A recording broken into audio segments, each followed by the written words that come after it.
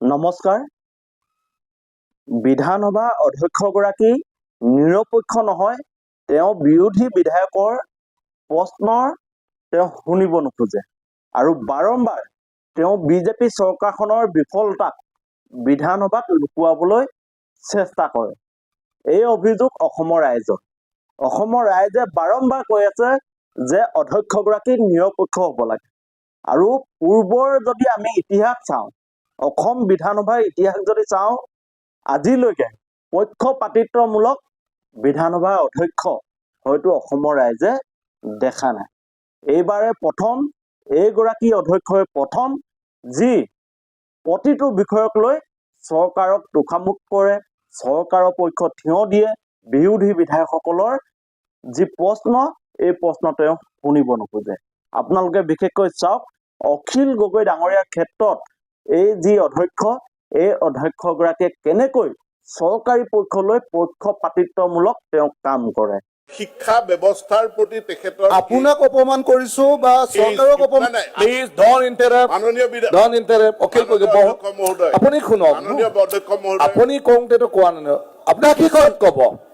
Reply দিছে পানী পৰে। শুনক। আপুনি বহি লওক না। নাই আপুনি বহক।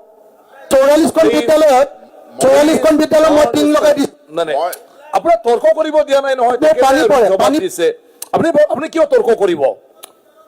নাই নাই নাই, আপুনি বহকচোন, শুনকচোন আপুনি। মই অখিল গগৈ ডাঙৰীয়া ভুল ক'ত?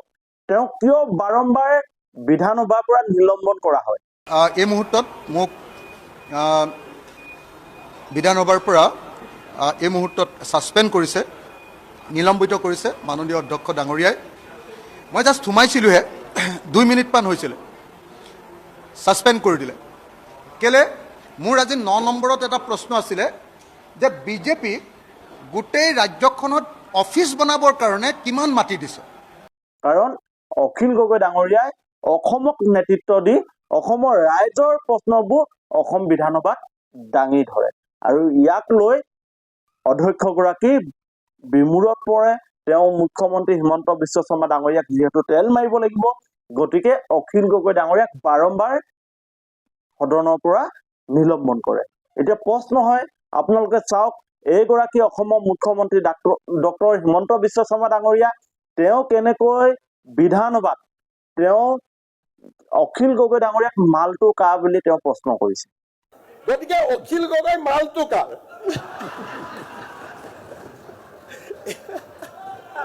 এইটো আপোনাৰ অলপ বিল' ষ্টেণ্ডাৰ্ড হৈ গ'ল। মই সুধি লৈছো।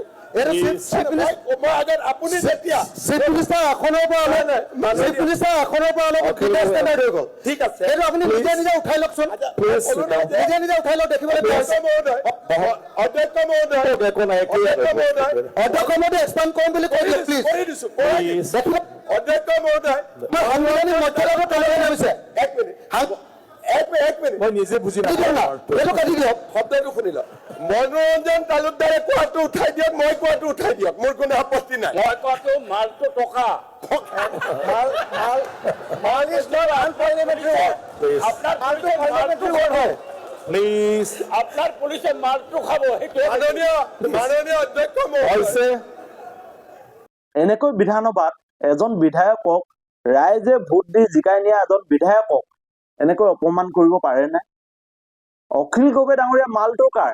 এনেকৈ তেওঁ অধ্যক্ষৰ সন্মুখত মুখ্যমন্ত্ৰী ডাঙৰীয়াই ৰাজহুৱাকৈ তেওঁ সদনৰ মাজত অখিল গগৈ ডাঙৰীয়াক অপমান কৰিছে। কিন্তু অধ্যক্ষগৰাকীয়ে মুখ্যমন্ত্ৰী ডাঙৰীয়াক এই বিষয়টো তেওঁ ৰখাব লাগিছিল, এই শব্দটো উঠাই ল'বলৈ ক'ব লাগিছিল, কিন্তু নকলে। একো নাই বুলি কৈ তেওঁ এই বিষয়টোৰ পৰা আঁতৰি গৈছে। গতিকে আপোনালোকে চাওক যে এই বিধানসভা অধ্যক্ষগৰাকী সৰ্বকালৰ ইতিহাসৰ আটাইতকৈ পক্ষপাতিত্বমূলক অধ্যক্ষ হিচাপে তেওঁ যি ইতিহাস, এই ইতিহাস কিন্তু থাকি যাব। আৰু মুখ্যমন্ত্ৰী ডাঙৰীয়াই যি ধৰণে অখিল গগৈ ডাঙৰীয়াক মালটো কাৰ বুলি প্ৰশ্ন কৰিছে, আমি মুখ্যমন্ত্ৰী ডাঙৰীয়াক উত্তৰ দিব খোজো। মুখ্যমন্ত্ৰী ডাঙৰীয়া, আপুনি মনত ৰখা ভাল, অখিল গগৈ ৰাইজৰ মানুহ, অখিল গগৈয়ে অসমৰ মানুহ, অখিল গগৈয়ে অসমৰ প্ৰতিটো জাতি জনগোষ্ঠী ভাষা বৰ্ণৰ মানুহক প্ৰতিনিধিত্ব কৰে।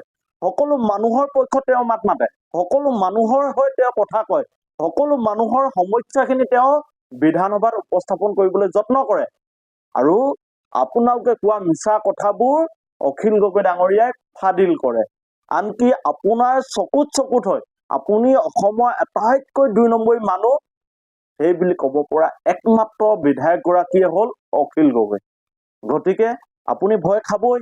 আপুনি অখিল গগৈ যি তেওঁ জনপ্ৰিয়তা, এই জনপ্ৰিয়তাত আপুনি হ্ৰাস কৰিবৰ কাৰণে উপলুঙা সূচক আপুনি মন্তব্যৰে অখিল গগৈ যিহেতু এজন বিধায়ক, গতিকে আপুনি আপোনাৰ সংখ্যাগৰিষ্ঠতাৰ আপুনি সুযোগ লৈ অখিল গগৈক অপমান কৰিবলৈ আপুনি চেষ্টা কৰিবই আৰু এই কথাখিনি অসমৰ ৰাইজে বুজি পাইছে। গতিকে মুখ্যমন্ত্ৰী ডাঙৰীয়া, আপুনি যিমান যিয়ে নকওক, আপুনি যে অসমৰ এজন মিছলীয়া মুখ্যমন্ত্ৰী, আপুনি যি ধৰণে অসমৰ মানুহক প্ৰতিশ্ৰুতি দি প্ৰতিশ্ৰুতি ৰক্ষা কৰিব নোৱাৰা এজন মুখ্যমন্ত্ৰী, এই কথাষাৰ অসমৰ মানুহে ইতিমধ্যে বুজি পাইছে। গতিকে অসমৰ মানুহে নতুনত্ব বিচাৰিছে। অসমৰ মানুহে আপোনাৰ এই কথাবোৰৰ পৰা মুক্তি বিচাৰিছে। অসমৰ মানুহে ২৬ত আপোনাক আপোনাৰ মুখ্যমন্ত্ৰীত্বৰ যি আসন, এই আসনখনৰ পৰা আঁতৰাবৰ কাৰণে সংকল্প লৈছে।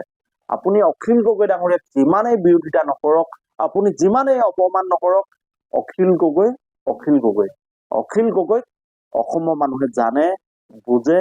অখিল গগৈ যে এক সংগ্ৰামী সত্তা, অখিল গগৈ যে দুখীয়া জনগণৰ মানুহৰ কথা কয়, এই কথাষাৰ সকলোৱে জানে। গতিকে আমি কৈছো যে অখিল গগৈ অসমৰ প্ৰাণৰো প্ৰাণ, অখিল গগৈ দুখীয়া মানুহৰ তেওঁ কণ্ঠহীন মানুহৰ তেওঁ কণ্ঠ, সদায় তেওঁ বঞ্চিত লাঞ্ছিত মানুহৰ হৈ মাত মাতে। সঁচা কথা ক'বলৈ ভয় নকৰা মানুহজনেই হ'ল অখিল গগৈ। গতিকে মুখ্যমন্ত্ৰী ডাঙৰীয়া, আপুনি এই কথাবোৰ বুজি উঠক। কেৱল সংখ্যাৰ বলত বিধানসভাত এজন বিধায়কক এনেকৈ অপমান কৰিব আৰু অধ্যক্ষগৰাকী আমি জানোৱেই যে তেওঁ কেতিয়াও অখিল গগৈ ডাঙৰীয়াক সমৰ্থন নকৰে, কেতিয়াও অখিল গগৈ ডাঙৰীয়াক কথা ক'বলৈ সুযোগ নিদিয়ে। অখিল গগৈ ডাঙৰীয়াই যেতিয়া অসমৰ ৰাইজৰ অভাৱ অভিযোগ সমস্যাবোৰ উপস্থাপন কৰিব ল'ব, তেতিয়া তেওঁ ৰখাই দিবলৈ যত্ন কৰে। আমি সকলোৱে দেখি আছো।